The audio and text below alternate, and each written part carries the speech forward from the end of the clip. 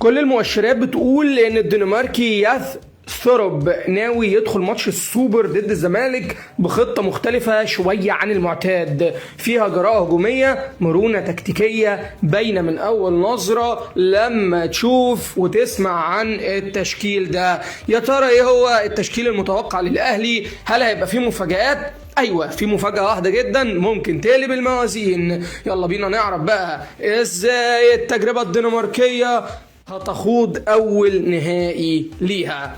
التشكيل المتوقع للاهلي قدام الزمالك هيكون كالتالي: حراسة المرمى محمد الشناوي اللي عليه الانظار كلها بعد التحذير الاخير من ترب، وماتش السوبر بالنسبه له اختبار حقيقي عشان يثبت انه لسه الحارس الاول لمصر، وانه ما راحتش عليه زي ما الناس بتقول، وان الشناوي هيفضل هو الشناوي زي ما هو. وطبعا الموضوع ده هيؤثر على ترتيب حراس المرمى في حاله ظهوره بشكل سيء. خط الدفاع محمد هاني زي ما كلنا عارفين، طبعا حب ثروب ليه لانه لاعب ملتزم تكتيكيا، بيؤكد ان محمد هاني هيبقى معاه لفتره طويله جدا جدا. وكمان الصراحه هاني من اللعيبه اللي تستحق فعلا ده، هو لاعب ملتزم تكتيكيا، لكن الناس اللي حصرته في دور انه ناشئ، الناس دي يمكن هي اللي أثرت عليه شوية. ثنائي خط الدفاع ياسر إبراهيم وياسين مرعي، وفي ناحية الشمال أحمد نبيل كوكا.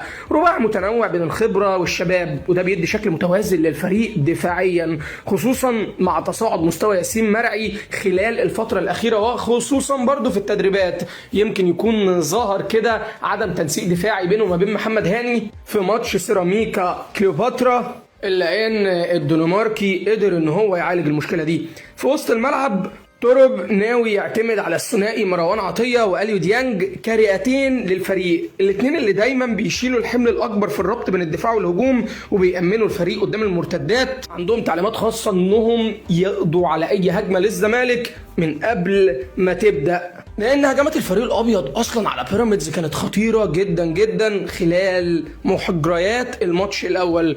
أما الخط الأمامي طاهر محمد طاهر، زيزو وتريزيجيه هيكون عليهم ضغط كبير جدا في التحرك وصناعة الفرص، خصوصا إن زيزو هيواجه الزمالك لأول مرة وهو لابس الأحمر، وده أكيد هيخلي الأضواء كلها متركزة عليه. في الهجوم بقى دي مفاجأة المفاجآت، أشرف بن شرقي اللي شكل كده تورب ناوي يديله الثقة الكاملة من البداية في أول اختبار حقيقي ليه قدام الزمالك. التشكيلة دي بتوضح إن تورب داخل الماتش بدافع الفوز مش الدفاع، عايز يحسم اللقاء من بدري ويضغط الزمالك في كل أنحاء الملعب. شايف التشكيلة دي كفيلة تخلي الأهلي يرجع بالسوبر للقاهرة، ولا الزمالك عنده المفاجأة المضادة بقيادة أحمد عبد الرؤوف؟ قول لنا رأيك في التعليقات.